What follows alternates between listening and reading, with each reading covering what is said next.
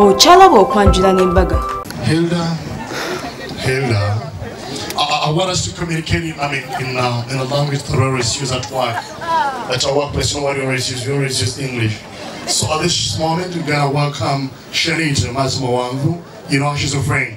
You've always been with her, so I'm going to be welcoming her. When she arrives, she'll have to say why to guests. Thereafter, she'll have to pass on a presentation. You get the point? Katimubuze, obada mumanyide mupira orange mbagase.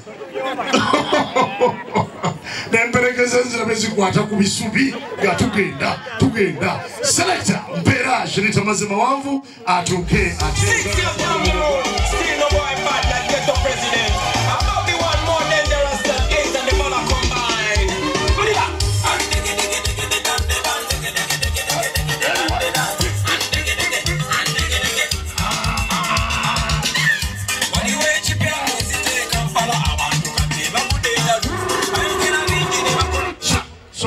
Mazimawangu kati njagala mukwa bufaananyi mutunulire Shanita mutunulire ne Hilda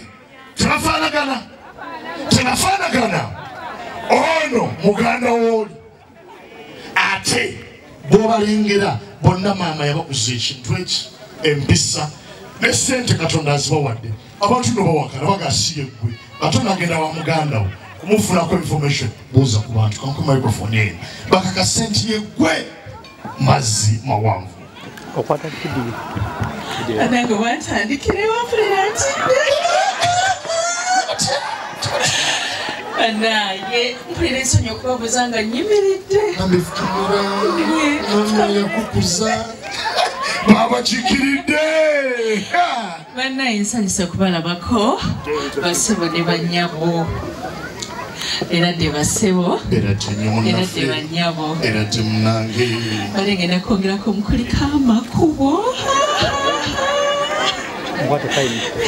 baba kyana kya maama bannaye ndi musanyufu nnyo okubeera ku mukolo guno. Congratulations Hilda, ng'onyumye okikomye.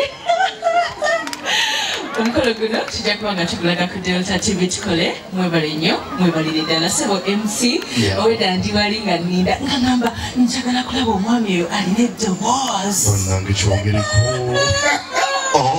balala bagwa mu buugi gw'ogudde mu bintu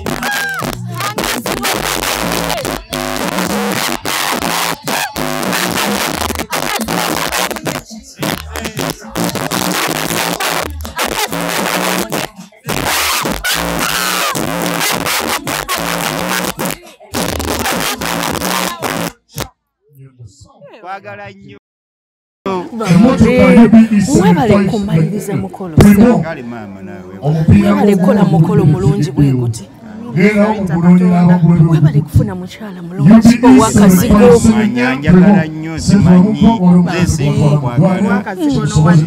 wakazigono wa Dimpo ye maama nga mwelonda mwezi mwenabbanga kisebo ekamusanvu nimubanga mwagalana ng'abeera byejjo nakamulaba bebi wo mukambe bebi bakuyita oli otya Hilda olunaku lutambudde lutya Sifa myaka 15 wetwalubala mukama akedde tuwa showers of blessing yes sekulu nerikulawo sebo biki byozudde mukyalawo n'ogamba nteeka omuwasa ekijja kijje ngenda bizuula kati kubanga luli abadde alina byankweka nga sinaba kumukubambaga naye kati kentuukiriza ekirooto kye kati agenda kubindaga agenda kubikulaga waliwo era obulala ebulya bwakuleetedde okusalawo bwe njagala obuzuula obwo ng'essanyu limaze okujja. mukwano omwami wo biki by'omuzuddemu mukwano? mwami buli lunaku nzuula ebipya naye ng'ekisinga bijjo mwami mwesimbu mwami ayagala ate ng'ayagalira ddala okwagala okwannamaddala mwami afaayo mwami wa mazima mwami mulungi mwami atya Katonda owulira bye bakwogerako anjagalira ddala nnyo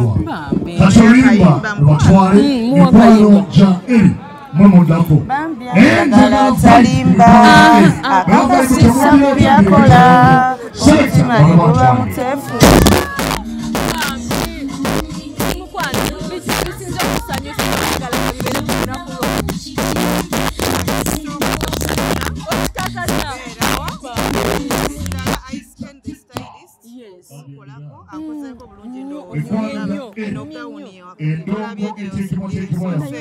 Omwami Kirumira yagibuulize kuva nnyonyi nga mpya kameramani bagirabye kinsanyusizza nnyo Stesha Mayanja kuyimbira ennyimba zonna kirala ekinyumidde omwami mugambe ng'onyumye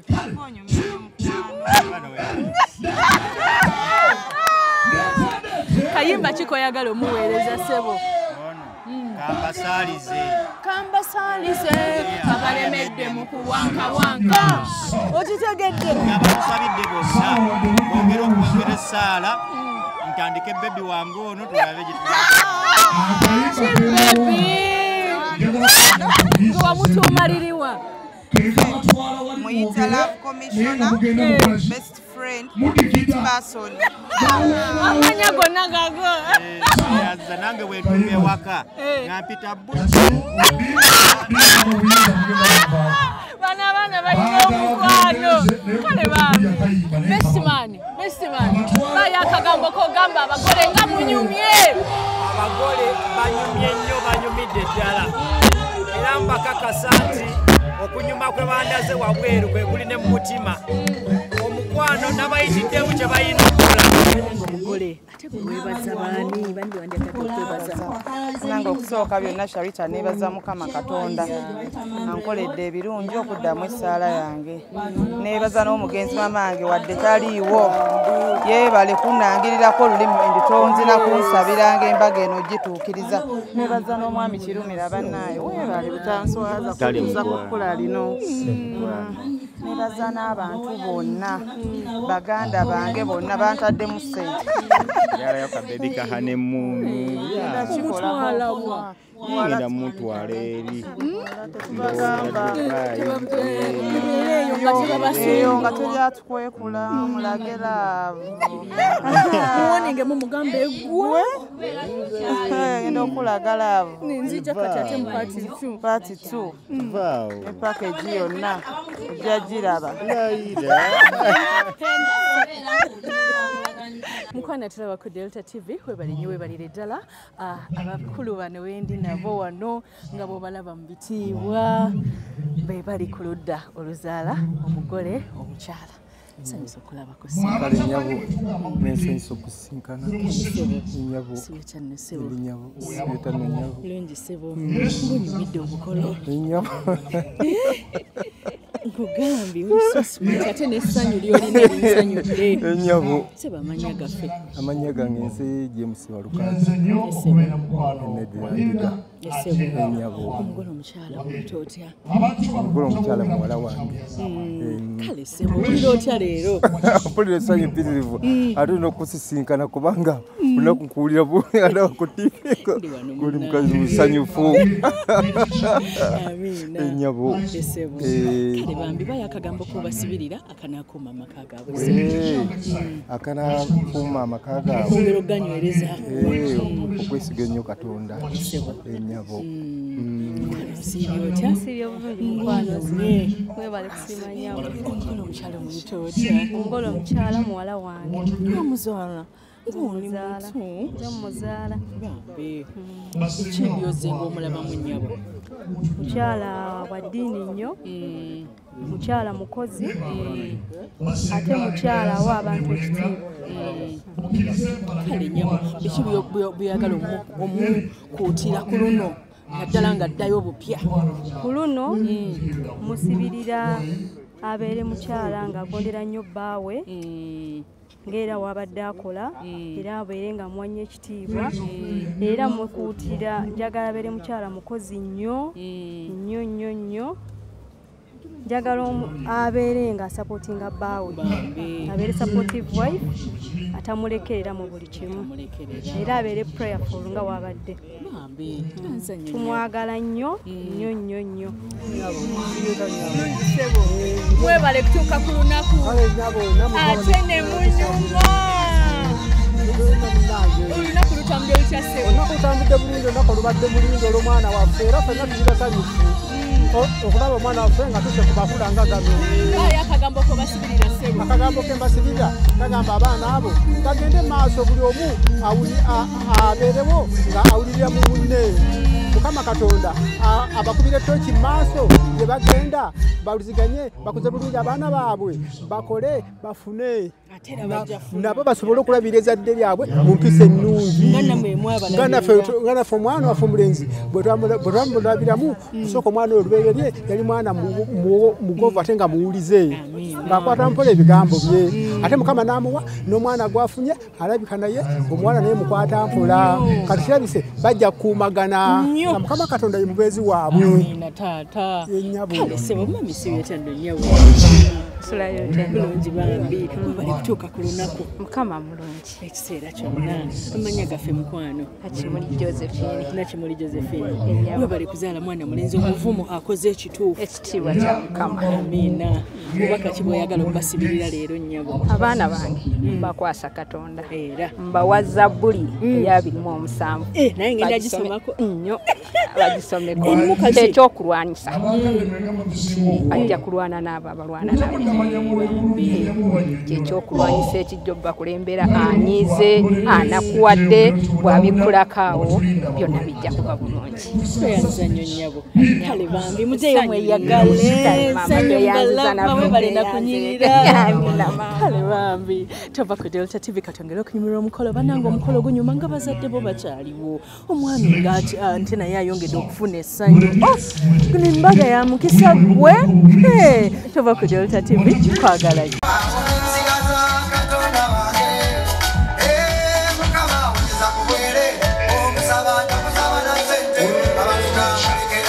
Ekya church bwe kituuka ekifaananyi kijja kubeera bujulizi.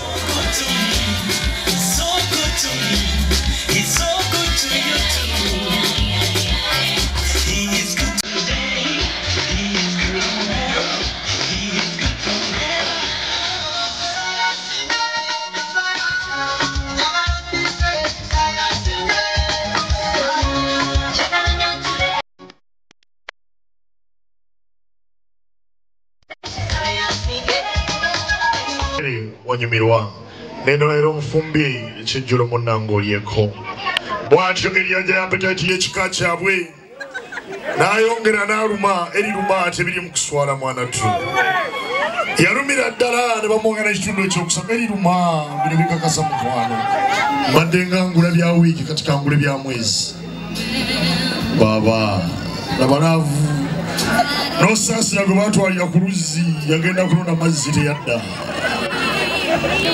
asooka okumalamu ekyapa ky'ettaka kye twazze nakyo gwe tukiwa tubala paka ku 3 tunywe 1 2 3 go asooka okumalamu yayagala munne asooka okumalamu yayagala munne iruda nywa nze mbala kunywa nze mbala basaba ne bajjaba obuyinza obumpeebwa okulangirira akalulu Yuda wangu de Mukwana tuloba ku Delta TV programu yaffe bwetyo bwewedde nga bwe nagambye nti bannaffe abanjovu junior school enansa na wamala ate bebateekamu essente twalayo omwana asome ebisinga ebikozesebwa obisangayo ate ne school fees bakkiriza kibanja mpola n'okukusalirako bakusalirako Sharita School of Beauty wano wendi abadde section webali naye nga tulina ne boarding tubatikkira tubafunira n'emirimu ate Sharita's Bridal World tutegeka omukolo gwo gwonna mu ssaawa emu tulina buli kimu ekyabagole kuva kubambaza saluuni yonna kanyumyeko n'omukyalo ono nyabo salamu alaikum. Alaikum salam wa rahmatullahi wa barakatuh. Osiibye otya mukwano? Osiibye bulungi. Bulungi naye nga wasiibye. Yeah. Bakuyita ani mukwano? Amanya gange mpitibwa Katete Rashida. Okay. Wano omazeewo bbanga ki ku Sharitas? Wano ku Sharita nakajjawo kati ndi mwezi nga gumu. So far bw'okyanga otandika okusomera wano tulina kye tukuwongeddeko? Waliwo kye munyongeddeko najja simanyi nviiri kati nina weetuuse nsobola okukwata mu mutwe n'ensiba nange. N'osiba. Bambi weerabawo myaka 5 okuva kati? Myaka 5 okuva kati nange neeraba nga ngenda kukola saluuni eyange. Yes. Nga nveiringa kuba make-up nga n'okusiba nsiba. Bambi kozi ne wano olina mu kusoma ne veiling. Yeah. Boddayo wako practicinga? Nnyo. Okay. Practicinga. Ani mukwano gwo mu bano? Bonna bakwano bange. Okay. Tumirako mukwano. Tumirako mama wange. Mama yaba kuli ku mutima buli omu. Sega wange. Tata wange ne baganda wange. Bagamba liku TV. Liku TV. Ne Sharita. Okitegedde. Kale ddira amaliriza munno. Ate no mwana muwala nnyabo bakuyitaani? Amanya Namata Becky. Okay, Namata Becky. Nkulaba omumwa ofaanana matameerere. Anti tuli wano Sharita School of Beauty. Mwishimu tukyekola. Okitegedde. Bambi. Wano mazeewo bbanga ki? Mazeewo genda mwezi gumu ne wiiki 2. Naye nga byensobola mbitegeera. Obitegeera. Kina ki ky'omanyi mu kaseera kano ky'ogamba nti kati kino mmanyi kyekiri? Manyi notless. Manyi pencil kalira kuba pencil sinabaye kumuyiga bulungi naye ne pencil. Tofaayo kyayina ebbanga. Pencil. Ne kuba make-up. Simanyi gwe yeekozeeko otumwa nga tunyumye. Nze yeekozeeko. Simanyingako tulaba otumwa. Okay. Webale mukwana ate ono mwana muwala yimuka twogereko naawe katono. Bakuyitaani ddiya? Amanya Smaya Nawano. Okay. Wano omazeewo bbanga kisumma? Ngenda myezi 2. So far tulina kye tukwongeddeko? Nnyo. Make-up. Akasigi. I know. Bambi. Fadde kantawanyamu naye kati ndaba nange nsooke kuba bambi. Ani akuweerera? Daddy. Mutumireko? Tumirako daddy wange Ayubu. Ne mami wange nantuma Sharifa ne baganda bange. Bagambe nzi ku TV. Ndi ku TV ne Madam Sharifa. Ate no Farida waabwe. Oli otya mukwano? Bitambula bitya? Birungi si bibi. Wano omazeewo bbanga ki? Onatera okumaliriza. Oli fit okuyingira field y'okukola? Omulimu tukufunire? Oyagala kukolera wa? Ne bwe tukufunire Masaka? Kampala mw'osigala? Kampala tovaamu? Bagambe bane yeetaaga omukozi wendi? Bane yeetaaga omukozi wendi. Mu saluuni? Kale, so far ky'ofunyeemu okifunye? Wanajja siina kemanyi bintu obitegeera. Njiba kuyitaani? Mugisha Patience. Patience erina emyaka emeka bw'oba nga totya kugyogera? Naza 18 years on Women's Day. Bakuzala ku Women's Day. That is good. Wano omazeewo bbanga ki? So far najja mu January. This is my so maze emyezi ng'ebiri kitundu. Tulina kye tukwongeddeko? Skill y'amaanyi era abagole bonna abali eyo maaso awo ngenda kukolayo saluuni yange. Mpulira. Era abagiyita Women's Day Beauty Saloon. Nkitegeera. bajja bakoleko mujja abagole bridal styling master Ron wali atukwasa maanyi era master Ron yetumuwa obugalo naye master Ron yaliwa yono master Ron the stylist era bambi kale kizaamu amaanyi tumirako kwakuwerera tumirako ku mami wange mami abeera wa Sylvia ali mu London bambi kale mukwano tubagaiza birungi byerere bane mwimuka tukone mu kadansi fe tugenda kufuka abakyala abamanyi mu ggwanga lino tetuyinza buteyagala bannange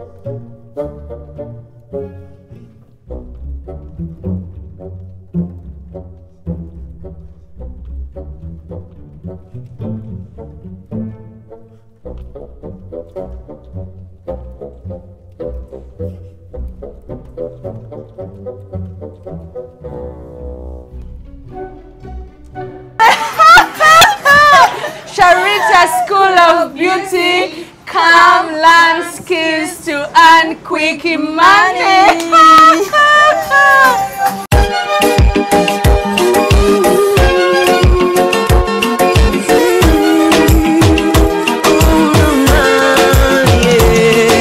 Ndaira sirimba lero bino binjogera byakumoyo toboyo omutima gwange munda ekukubira nze ne kuntujja omukwano leero njagala otegere nti wampamba wotoli siryasenywa nze sebaka